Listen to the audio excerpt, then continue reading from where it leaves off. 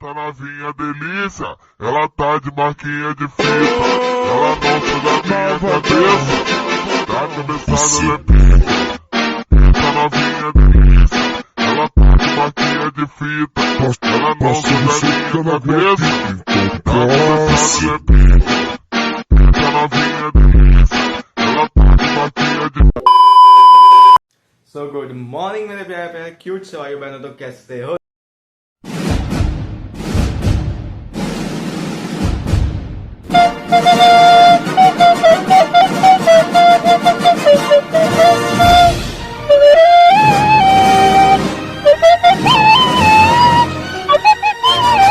तो तुम में सर एक ना एक बंदा होगा बिल्कुल बढ़िया, तो आज भी बिल्कुल बढ़िया। तो भैया आज की इस वीडियो में हम लोग पढ़ने वाले हैं, बोले भाई चैप्टर का नाम नहीं पता है, गेस कुछ अकाउंटिंग प्रिंसिपल नाम से वो चैप्टर है। देखते हैं क्या है चैप्टर का नाम। लेकिन भाई आज हम लोग उसका पहला topic which is fundamental principles उनके बारे में पढ़ेंगे। पर उससे पहले भाई कुछ इंपॉर्टेंट टर्म्स है जिसका मतलब आप लोग जान लो तो आपको बहुत ज्यादा इजी पड़ेगा। तो इस सबसे पहले आती है accounting concept and accounting conventions. तो देखते हैं क्या होता है ये। सबसे पहले accounting concepts are the fundamental principle and assumptions that are underpin how financial transaction are recorded and reported. भाई अकाउंटिंग कॉन्सेप्ट्स का मतलब ये होता है कुछ फंडामेंटल असम्पशंस जो हम लेके चलते हैं while we are recording any transaction. तो हम कुछ फंडामेंटल असम्पशंस मान के चलते हैं जिनको हम फॉलो करते हैं जब हम अपनी अकाउंटिंग करते हैं, तो इन्हीं को हम अकाउंटिंग कॉन्सेप्ट्स कहते हैं। अब भाई कन्वेंशंस क्या होता है, यानी कि भाई कुछ प्रिंसिपल्स कुछ असम्पशंस जिनको हम फॉलो करेंगे, इन्हीं प्रिंसिपल्स और असम्पशंस को हम अकाउंटिंग कॉन्सेप्ट्स कहते हैं। उसके बाद भाई अकाउंटिंग कन्वेंशंस। देखो यार कन्वेंशंस क्या होती है भाई, कन्वेंशंस का मतलब होता है प्रथाएं जो पहले से चलती आ रही है। जब भी हम किसी प्रिंसिपल को over the period of time follow करते हैं और वो जनरली एक्सेप्टेड रहता है तो वो एक कन्वेंशन बन जाती है। जैसे हमारे पूर्वजों ने भाई पूजाएं करी थी, जैसे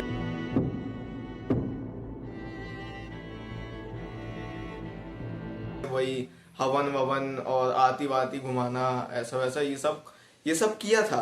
तो ये सब उनने अपने समय में करे, फिर हमने भी उन्हें एक्सेप्ट किया क्योंकि जनरली हर कोई करता है तो हमने भी करे। फिर ऐसे चलता गया तो फिर ये सब कन्वेंशंस बन गई, ये सब प्रथाएं बन गई। हमारे पूर्वजों ने, हमसे बड़े लोग जो थे, जो कोई भी हमसे बड़ा होता है उसके पैर छुए, जनरली हर कोई एक्सेप्ट कर लेता था तो हमने भी एक्सेप्ट कर लिया और हम भी अपने जो पूर्वज उनके पैर छूने लगे। That's becoming convention.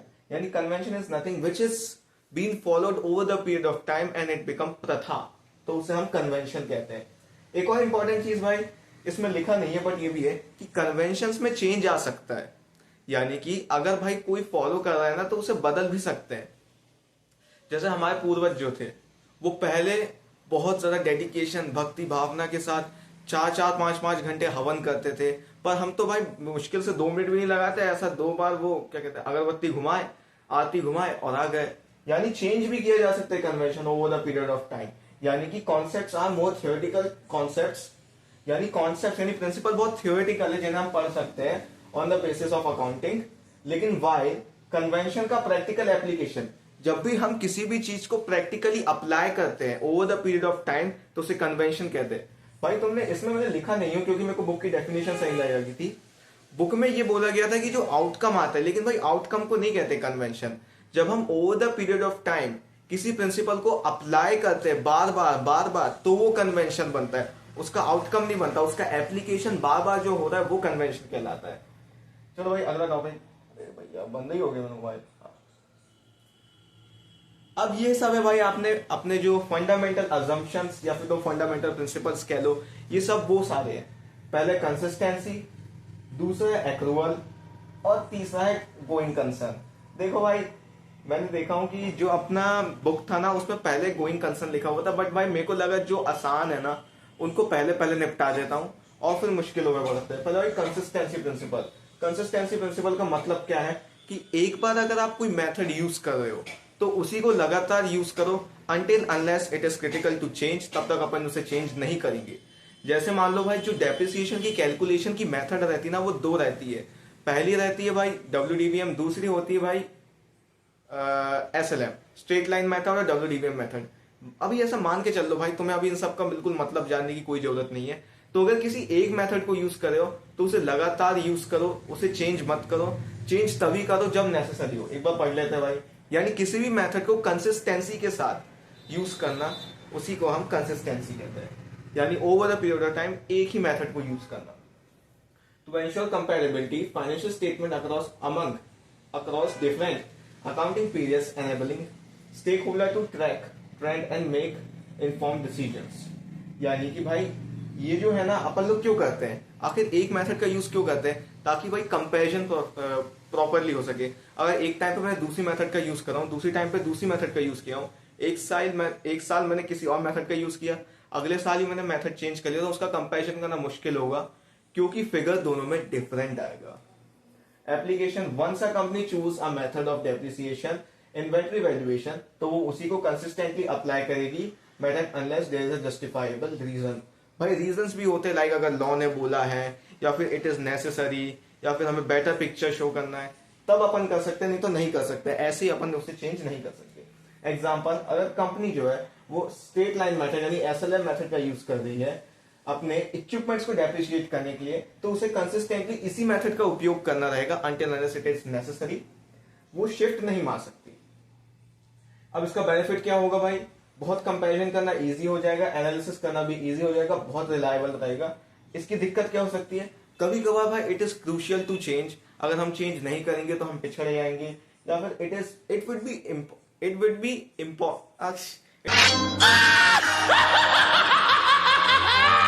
Hard for us to comparison.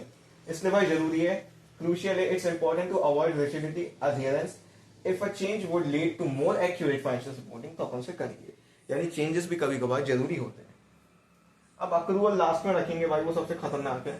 Going concern, अब देखो भाई इसमें पता है, मैंने मेनली टीचर्स को पता क्या देखा हूं, वो सिर्फ इसकी डेफिनेशन बता देते हैं और खेल ही खत्म कर देते हैं इसका।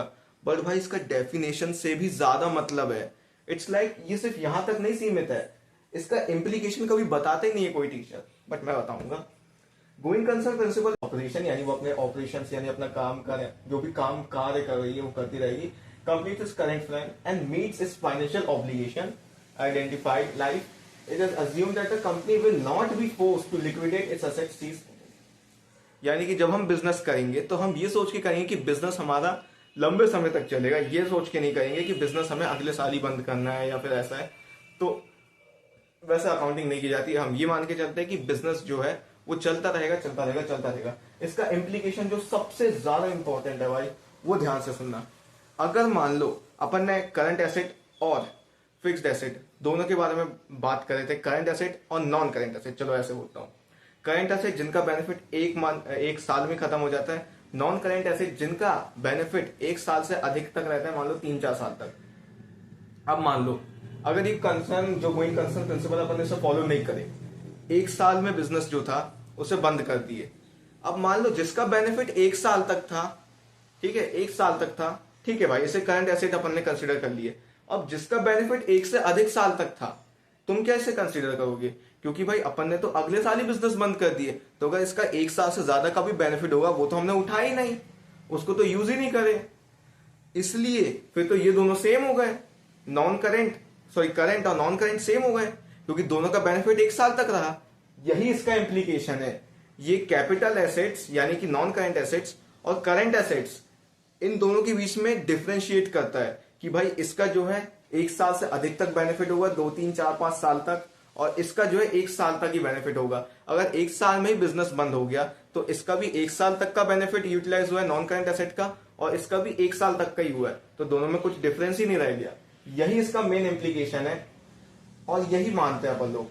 इसमें क्या होता है भाई, अब मान लो तुमने क्या माने कि भाई चलो ये नॉन करंट एसेट लेते हैं, तो भाई मशीनरी थी 10 लाख की थी, हर साल तुमने 1-1 लाख वैल्यू जो है उसकी गिराए, बट अगर तुमने एक साल ही बिजनेस करे और अगले साल ही बंद कर दिए, तुमने ऐसा सोच के बिजनेस करते कि तुम अगले साल बंद कर दोगे, तो तुम कैसे मानोगे। तुमने बोले इसकी 10 साल तक की यूजफुल लाइफ है, पर मैं तो एक साल में बिजनेस बंद कर दूंगा, तो 1-1 लाख से मैं वैल्यू गिराऊंगा, नहीं गिरा सकता, क्योंकि मैं तो अगले साल ही बिजनेस बंद कर दूंगा, तो इसका बेनिफिट तो एक साल में खत्म हो रहा है, तो हम उसमें नॉर्मल वैल्यूएशन कर ही नहीं सकते। नॉर्मल वैल्यूएशन में क्या होगा, उसकी धीरे धीरे धीरे धीरे वैल्यू गिरेगी, फिर हम क्या करेंगे, उसकी रियलाइजेबल वैल्यू यानी वो कितने बिक जाएगा उसे कंसीडर करेंगे। ठीक है, it assume that company will not force to cease operation in the near future, यानी बंद नहीं करेगी। While the exact duration can vary, it generally means 12 month, यानी हम बोलते हैं कि भैया 12 महीने तक तो बिजनेस चलेगा ही। Reporting date implication, valuation on the valuation, asset are valued based on their ability to generate future income rather than their liquidation, यानी वो कितने में बिक जाएगा इससे अपन को मतलब नहीं है, वो कितना फायदा देगा, कितना जनरेट करेगा इनकम फ्यूचर में, उससे मतलब है। लास्ट पॉइंट भाई, ये मेरे हिसाब से सबसे ज्यादा इंपॉर्टेंट है और आगे सबसे ज्यादा इजी भी पॉइंट है, accrual basis, sorry accrual principal.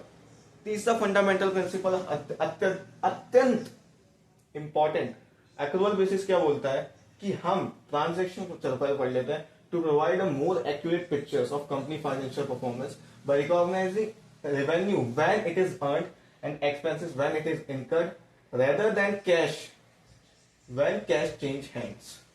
भाई हम किसी भी एक्सपेंस और इनकम को तब रिकॉग्नाइज करेंगे जब राइट क्रिएट हो जाएगा। बस ये राइट वर्ड जो है ना, इसे तुम्हें अपने दिमाग में फिक्स कर लेना है। भाई देखो, अगर मैंने तुम्हें ऐसा बार बाल काटने की सर्विस प्रोवाइड कर दिया तो मेरे ऊपर राइट क्रिएट हो गया तुमसे पैसे लेने का, तो मैं ऐसा बार उसे तभी रेवेन्यू रिकॉग्नाइज कर लूंगा। इवन तो अगर तुमने हरकत कर दी, तुमने ये बोल दी कि 1 महीने बाद दे देंगे, 15 दिन बाद ले लेना, but still it would be consider as a revenue, क्योंकि मेरे पास राइट क्रिएट हो गया तुमसे पैसे लेने का। यानी हम कब किसी चीज को रेवेन्यू कंसिडर करते हैं, जब राइट क्रिएट हो जाता है। इसी प्रकार से भाई अगर मान लो मैंने किसी कमीशन की सर्विस ले लिया तो मैं उसे एज अ एक्सपेंस कंसिडर करूंगा, क्योंकि अब सामने वाले का राइट क्रिएट हो गया है मुझसे पैसे लेने का। ठीक है, यानी कि जैसे ही राइट क्रिएट हो जाता है ना, तभी हम उसे रेवेन्यू या फिर एक्सपेंस जो है कंसिडर कर लेते हैं रेदर देन कैश। अब पैसा नहीं मिला मुझे, अभी तक ऐसा नहीं मुझे पैसा नहीं मिला, पर मैं स्टिल उसे तभी रेवेन्यू रिकॉग्नाइज कर लूंगा, या तभी अभी मैंने उधार में उसे सर्विस दिया था तो उसे तुरंत ही मैं इनकम रिकॉग्नाइज कर लूंगा, सिंस मैंने उसे अपनी सर्विस प्रोवाइड कर दिया हूं। अब मेरे पास राइट क्रिएट हो गया उससे पैसे लेने का। ये राइट वर्ड बिल्कुल दिमाग में फिक्स कर लें तो मैं पूरा एक्रूअल समझ में आ जाएगा। Revenue is recorded when goods has been delivered और सर्विस हैज बीन रेंडर्ड, मैंने एज अ नाइफ्स के बाल काट दिया। And expenses are recorded when resources are used.